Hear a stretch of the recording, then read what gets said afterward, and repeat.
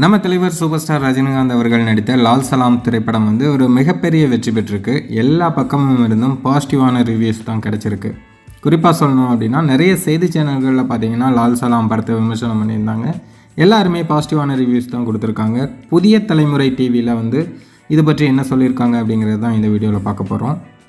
Cameo என்று சொன்னாலும் ரஜினி படம் முழுக்கவே வருகிறார். மத நல்லிணக்கத்தோடு நியாயமாக வாழ முயலும் மொய்தீன் பாயாக ரஜினி சிறப்பாக நடித்திருக்கிறார்.